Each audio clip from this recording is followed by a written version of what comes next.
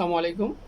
আজকে আমি কথা বলবো স্কুল ফিডিং নামে একটা প্রকল্প নিয়ে, যে প্রকল্পটি 2025 সালের 17 নভেম্বর চালু করা হয়। তখনকার অন্তর্বর্তীকালীন সরকার ডক্টর মোহাম্মদ ইউনূস প্রকল্পটি চালু করেন। আর 150টি উপজেলায় এই প্রকল্পটি চালু করা হয়েছে। প্রত্যেকটা প্রাইমারি স্কুলে খাবার বিতরণ একটি প্রকল্প। এই প্রকল্পতে ব্যয় ধরা হচ্ছে প্রায় 5,000 কোটি টাকা। প্রতিটি স্কুলের বাচ্চাদেরকে দেওয়া হবে 5 ধরনের খাবার। প্রতিটি বাচ্চাদেরকে 5 ধরনের খাবার দেওয়া হবে: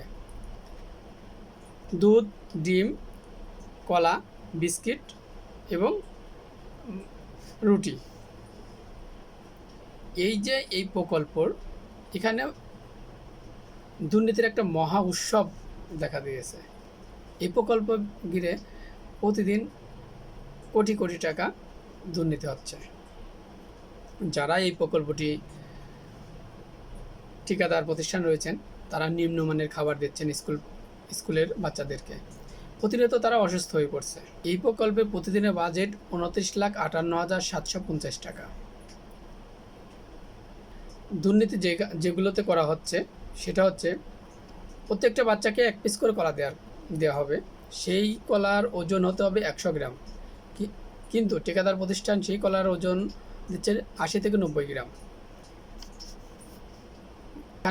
যেখানে প্রতিটি কলার বাজার 7 টাকা, কিন্তু ঠিকাদার প্রতিষ্ঠান 3 থেকে 4 টাকা দামের নিম্নমানের কলা প্রাইমারি স্কুলের বাচ্চাদেরকে প্রদান করছেন।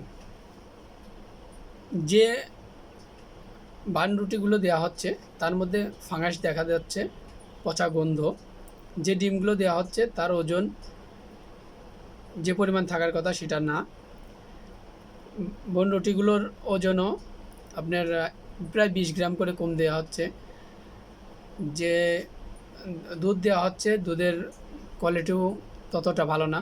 তো ওভারঅল প্রত্যেকটা শিক্ষা প্রতিষ্ঠানের শিক্ষকেরা এই নিম্নমানের খাবার নিয়ে প্রতিবাদ করেছে বা বিভিন্ন সময় যোগাযোগ করে কোনো শিক্ষকগণের সঙ্গে কথা বলে যখন জানতে পেরেছে, তখন তারা বিভিন্ন সময়ে বিভিন্নভাবে এই নিম্নমানের খাবার সম্পর্কে অভিযোগ করলেও এর কোনো প্রতিকার হয়নি।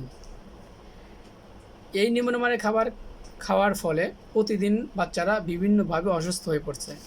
নিম্নমানের খাবার খেলে বাচ্চারা বিভিন্ন রকম রোগের আক্রান্ত হতে পারে। তার মধ্যে অন্যতম হচ্ছে লিভারের সমস্যা হতে পারে, ডায়রিয়া হতে পারে, জন্ডিস হতে পারে, হেপাটাইটিস বি হতে পারে।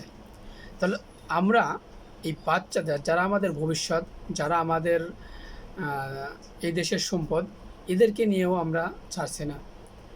আমাদের মস্তিষ্ক এত খারাপ হয়ে গেছে, দুর্নীতি করতে করতে আমরা কোথায় পৌঁছে গেছি। প্রতিদিন 1 থেকে 2 কোটি টাকা এখানে দুর্নীতি হচ্ছে। 4 সপ্তাহে একটা প্রতিবেদনে, যমুনা টেলিভিশনের একটা প্রতিবেদনে তারা উল্লেখ করেছে যে প্রায় 17 কোটি টাকা প্রতি মাসে দুর্নীতি হচ্ছে এই প্রকল্প থেকে। এখানে তারা একটা নাম দিয়েছে, এই প্রকল্পের নাম দিয়েছে সাগর চুরি। আমরা এই দুর্নীতি থেকে কি বের হতে পারবো না?